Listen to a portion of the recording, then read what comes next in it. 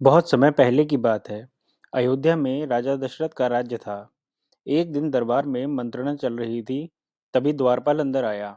उसने सूचना दी कि महर्षि विश्वामित्र पधारे हैं। महाराज दशरथ तत्काल अपना आसन छोड़कर खड़े हो गए। महर्षि की अगवानी करने द्वार की ओर बढ़े और उन्हें लेकर दरबार में आए। महर्षि के स्वागत सत्कार के बाद राजा दशरथ ने कहा, आज्ञा दें महर्षिवर, मैं आपकी क्या सेवा कर सकता हूँ। राजन, मैं जो मांगने जा रहा हूँ उसे देना आपके लिए कठिन होगा। विश्वामित्र बोले। आप आज्ञा दीजिए महर्षि, मैं उसे पूरा करने के लिए तत्पर हूँ। बिल्कुल नहीं हिचकिचाऊंगा। राजा दशरथ ने कहा, मैं यज्ञ कर रहा हूँ। अनुष्ठान लगभग पूरा हो गया है, लेकिन दो राक्षस उसमें बाधा डाल रहे हैं। मैं जानता हूँ कि उन राक्षसों को केवल एक ही व्यक्ति रोक सकता है। वह राम है। आप अपने ज्येष्ठ पुत्र राम को मुझे दे दें, ताकि यज्ञ निर्विघ्न पूरा हो सके। विश्वामित्र ने कहा। राजा दशरथ पर जैसे बिजली गिर पड़ी। वह अचंभित रह गए। उन्हें उम्मीद ही नहीं थी कि मुनिवर उनके प्रिय राम को मांग लेंगे। दशरथ चिंता में पड़ गए। विश्वामित्र दशरथ की दुविधा समझ रहे थे। उन्होंने कहा, मैं राम को केवल कुछ दिनों के लिए मांग रहा हूँ। यज्ञ 10 दिन में संपन्न हो जाएगा। महाराज दशरथ पुत्र वियोग की आशंका से कांप उठे। दरबार में सन्नाटा छा गया। दशरथ की दशा देखकर मंत्री चिंतित थे, पर चुप थे। महर्षि वशिष्ठ शांत थे। इतने में दशरथ कांप कर बेहोश हो गए। होश आया तो डर ने उन्हें फिर जकड़ लिया। संज्ञा शून्य होकर दोबारा गिर पड़े।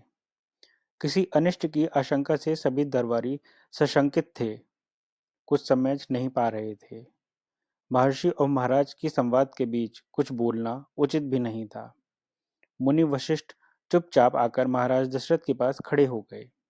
थोड़ी देर बाद दशरथ की चेतना लौटी तो उठे। स्वयं को संभालते हुए उन्होंने महर्षि विश्वामित्र से विनती की। महामुनि, मेरा राम तो अभी 16 वर्ष का भी नहीं हुआ है। वह राक्षसों से कैसे लड़ेगा। राक्षस मायावी हैं। वह उनका छलकपट कैसे समझेगा। उन्हें कैसे मारेगा। इससे अच्छा तो यही होगा कि आप मेरी सेना ले जाएं। मैं स्वयं आपके साथ चलूंगा। राक्षसों से युद्ध करूंगा। मैं राम के बिना नहीं रह सकता महामुनि। एक पल भी नहीं। आप राम को छोड़कर जो चाहे मांग लें, उसे मत ले जाइए। महर्षि विश्वामित्र ने कोई प्रतिक्रिया व्यक्त नहीं की। उन्हें अपने यज्ञ के नियम याद थे। क्रोध करने से यज्ञ खंडित हो जाता, अनुष्ठान अधूरा रह जाता। महर्षि विश्वामित्र बोले, आप रघुकुल की रीति तोड़ रहे हैं राजन। वचन देकर पीछे हट रहे हैं। आप जानते हैं कि मैं स्वयं दुष्टों का संहार कर सकता था, लेकिन मैंने संन्यास ले लिया है। अगर आप राम को मेरे साथ नहीं भेजेंगे, तो मैं यहाँ से खाली हाथ लौट जाऊंगा। बात बिगड़ती देखकर मुनि वशिष्ठ आगे आए। महाराज दशरथ को समझाते हुए कहा, राजन, आपको अपना वचन पूरा करना चाहिए। रघुकुल की रीति यही है। प्राण देकर भी आपके पूर्वजों ने वचन को निभाया है। आप राम की चिंता ना करें। महर्षि के होते हुए उनका कोई कुछ नहीं बिगाड़ सकता। महाराज दशरथ की चिंता कुछ कम हुई, पर मन अभी भी खिन्न था। गुरु वशिष्ठ ने कहा, महाराज, महर्षि विश्वामित्र सिद्ध पुरुष हैं, तपस्वी हैं, अनेक गुप्त गुप्त विद्याओं के जानकार हैं। वह कुछ सोचकर ही यहाँ आए हैं। राम उनसे अनेक नई विद्या सीख सकेंगे। आप राम को महर्षि विश्वामित्र के साथ जाने दें। राम को उन्हें सौंप दें। दशरथ ने मुनि वशिष्ठ की बात सुनी, मन से स्वीकार कर ली, लेकिन वह राम को अकेले नहीं भेजना चाहते थे। विश्वामित्र से आग्रह किया कि वे राम के साथ उनके छोटे भाई लक्ष्मण को भी ले जाएं।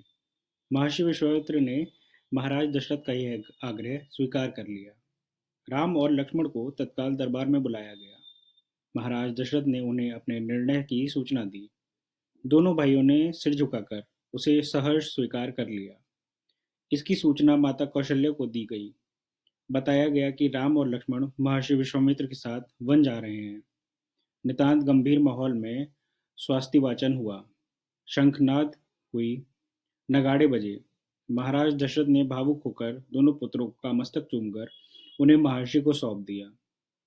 दोनों राजकुमार बिना विलंब किए महर्षि के साथ चल पड़े, बीहड़ और भयानक जंगलों की ओर। विश्वामित्र आगे आगे चल रहे थे। राम उनके पीछे पीछे।